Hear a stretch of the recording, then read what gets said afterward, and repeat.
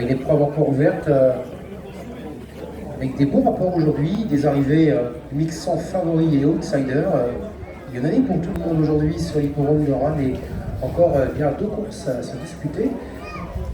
Cette 8e groupe B du prix de Patilly qui s'adresse, je vous rappelle, à des chevaux de 4 ans n'ayant pas gagné 8600 € et qui se rassemblent dans les raquettes de départ sous les directives de monsieur Jacques Olivier, le starter du jour. Chevaux qui voltent. Oui, bah il faut jouer quand même. J'avais pas joué en 5. Et le départ est, semble-t-il, validé pour ce 8e avant-dernier rendez-vous du jour. Un bon départ d'ensemble. Jordi Kamikaze qui se montrait très prudent au moment du coup d'envoi de cette épreuve. On est à la faute, attention avec le numéro 2, Kid Gendréen et René Corbin qui se trompe et qui se trouve à l'extérieur de la piste. Ce n'est pas le cas, en tout cas, de Cador Docaille et de René Delaune qui se trouve en tête de la course. On se montre fautif également avec Sarpic, le numéro 6 qui est sur la piste de dégagement. Le 6 d'ailleurs est disqualifié. Sarpic, le 6 disqualifié. Cador Docaille va se voir rejoindre et susciter un relais pour voir venir à présent en tête de la course l'évolution de Kentucky Dream avec Sylvain Dieudonné qui s'installe en tête de la course. Offrant un dos idéal à Cador Docaille, le numéro 5. Précédent en 3e position pour l'instant côté corde, la présence de gauche Cossiable, le numéro 1 et Charlie Fourré, accompagné à l'extérieur en 3 quarts de longueur par la casaque jaune de Cadet aussi, numéro 13 et Sébastien Hardy. Dans le reste du peloton, on trotte actuellement patientant en 5-6e position, plutôt côté corde avec la présence de Kalina Dulondel. Le 2 est disqualifié à son tour. Attention, le 2 est disqualifié, tout comme le 6. Portion remontante de l'hippodrome, un peu plus de 2 tours et demi de l'arrivée, avec bien conjointement en tête de la course, pole position occupée par à la fois Kentucky Dream, le numéro 3, accompagné sur sa gauche par notre concurrent qui essaye de venir au contact, lui mettre un petit peu la pression, c'est Kalash Arctic avec ici Franck Nivard qui a venu en progression, tandis qu'en 3-4e position, plutôt côté corde, on retrouve toujours Cador Docaille qui était le leader de la première heure, accompagné également 4e place par Sébastien Hardy qui patiente dans le dos à l'extérieur de Franck Nivard. Franck Nivard qui fait un peu le lièvre en 2e épaisseur et qui attend les attaques à position régulière sans plus à 2 tours de l'arrivée. On retrouve 5e place à la corde Cossiab avec également le 9 qui l'accompagne. C'est Curiel Lebel avec Luc Gabory, tandis que un peu plus loin, Chassa Siga trotte actuellement à l'extérieur, évoluant à 5-6e aux côtés de Camilla Dulondel. L'arrière du peloton est composé pour le moment de Thierry Vonfarm et de Pascal Rousseau qui est accompagné non loin par 4 mailles, le numéro 8 et confirme la marche de ce peloton pour l'instant justement avec ce numéro 10, Thierry Vonfarm.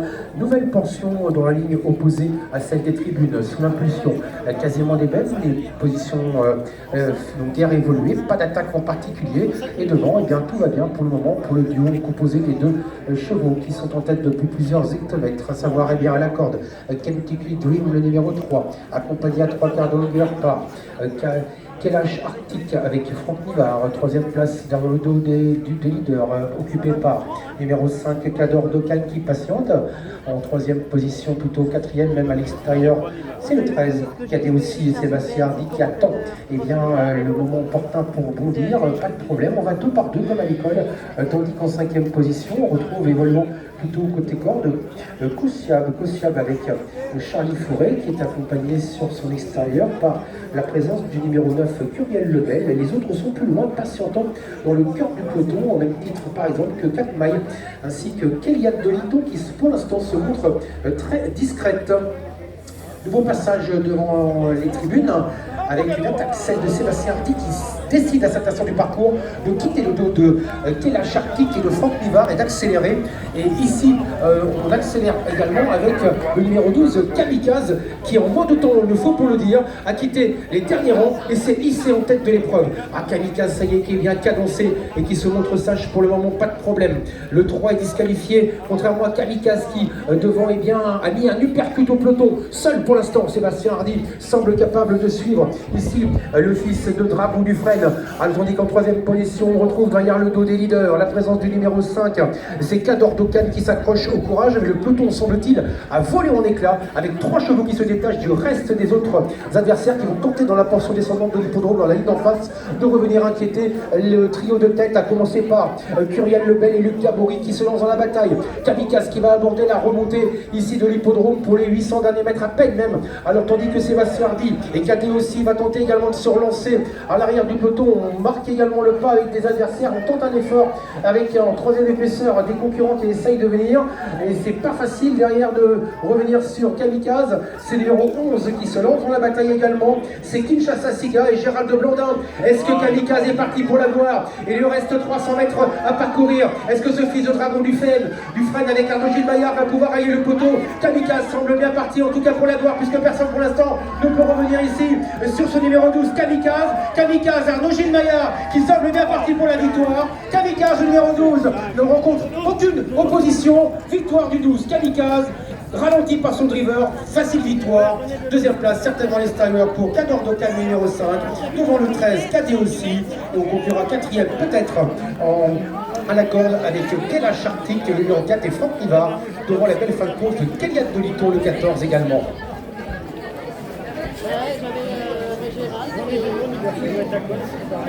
Le 11 a été disqualifié dans la ligne droite.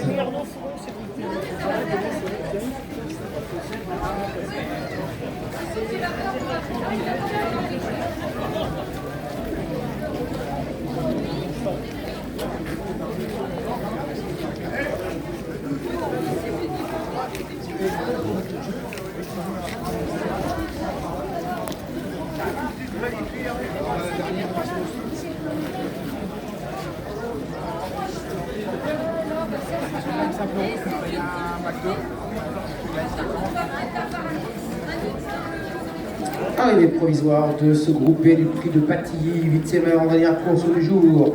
La victoire ne souffre d'aucune contestation, c'est bien Kamikaze qui s'impose, le numéro 12, pour ce fils de Dragon du Fresne et Beauty d'Air Mad, avec l'élevage de Madame Quittil, Arnaud Gilles-Maillard pour l'entraînement et la drive, et la propriété de Richard Dumaine. Deuxième place pour le numéro 5, Cador Dokan. Troisième, le numéro 13, Cadet aussi. Quatrième, le 4, Kailash Arctic. Quatrième, le numéro 14, Kéliade de Lito. Je vous répète l'arrivée provisoire pour notre 8e heure en dernière course du jour. Premier, le 12. Deuxième, le 5. Troisième, le 13. Quatrième, le 4. Et cinquième, le 14. 12, 5, 13, 4 et 14. C'est l'arrivée provisoire de notre 8e course du prix du Patilly qui a vu la victoire du 12 Kamikaze. A tout de suite avec Michel Delacour pour l'interview.